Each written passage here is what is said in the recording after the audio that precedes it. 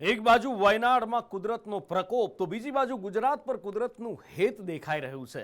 ઉત્તર ગુજરાતમાં રહેલી વરસાદની ઘટ મેઘો પૂરી કરી રહ્યો છે। છેલ્લા કેટલાય દિવસોથી વરસાદની હેલી ગુજરાતમાં જામી છે અને છેલ્લા 2-3 દિવસથી ઉત્તર ગુજરાતને મેઘરાજા તરબોળ કરી રહ્યા છે।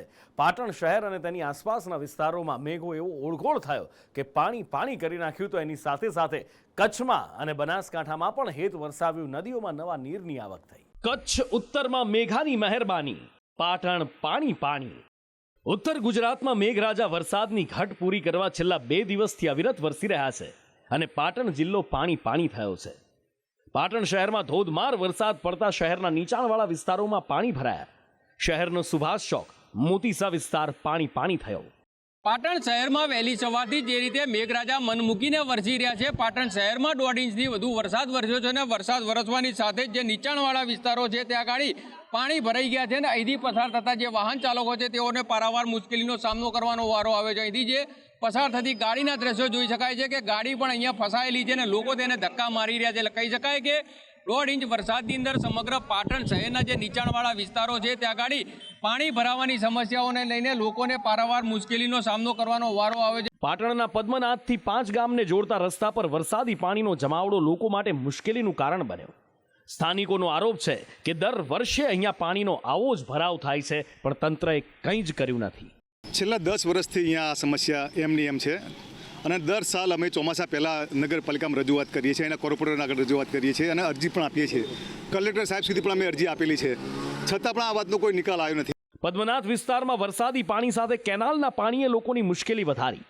પદ્મનાથ નજીકથી પસાર થતી કેનાલ ઓવરફ્લો થતા આસપાસની સોસાયટીઓમાં પાણી ઘૂસ્યા અને લોકોના જીવ પડીકે બંધાયા।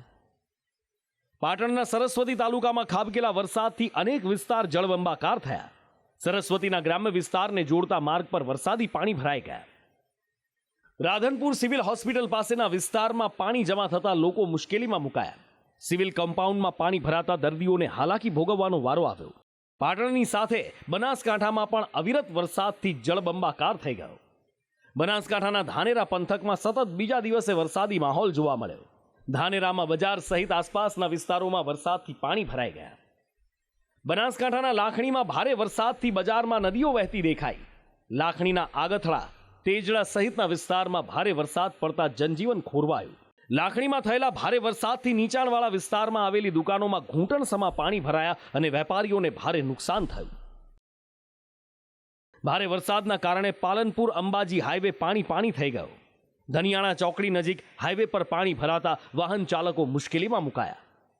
ઉત્તર ગુજરાતની સાથે કચ્છના પણ કેટલાક વિસ્તારમાં વરસાદી માહોલ જામેલો આજે જોવા મળ્યો। કચ્છના અબડાસા તાલુકામાં ધોધમાર વરસાદ વરસ્યો।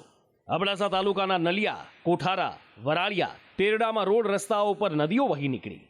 વહેલી સવારથી અબડાસા તાલુકાના મુખ્ય મથક સહિતના ગામની વિસ્તારમાં ધોધમાર વરસાદ પડી રહ્યું છે। કેમેરામેનને કહીશ કે આપણે દ્રશ્યો બતાવશે। હાલ જે નલિયાની મુખ્ય માર્કેટ છે ત્યાં રસ્તા ઉપર પાણી ફરી વળ્યા છે, જાણે કે ગામમાંથી નદી નીકળતી હોય તેવા જે દ્રશ્યો છે હાલ જોવા મળી રહ્યા છે। તેના કારણે હાલ લોકો અને વાહન ચાલકોને ભારે હાલાકીનો સામનો કરવો પડી રહ્યો છે। કચ્છ માંડવીમાં ભારે વરસાદ થતા નીચાણવાળા વિસ્તારો જળબંબાકાર બન્યા। માંડવીની બજારમાં નદી વહેતી હોય એવા દ્રશ્યો જોવા મળ્યા। ઉત્તર ગુજરાત અને કચ્છમાં પડી રહેલા વરસાદના કારણે સ્થાનિક નદીઓમાં નવા નીર આવ્યા।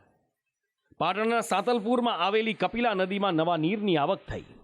તો ઉપરવાસમાં વરસાદના કારણે સાબરકાંઠાના પ્રાંતિજમાંથી વહેતી સાબરમતી નદી 2 કાંઠે થઈ। પ્રાંતિજના મોરવાડ, નવાપુરા, સાંપડા, પોયડા, ઉરણા સહિતના ગામોને એલર્ટ કરવામાં આવ્યા। ઉત્તર ગુજરાતમાં મેઘરાજા ધમાકેદાર બેટિંગ કરી રહ્યા છે અને હેત વરસાવી રહ્યા છે। અવિરત મેઘ મહેરથી વરસાદની ઘટ પૂરી થઈ રહી છે અને ધરતીપુત્રોને હૈયે ટાઢક વળી રહી છે। બ્યુરો રિપોર્ટ, સંદેશ ન્યૂઝ।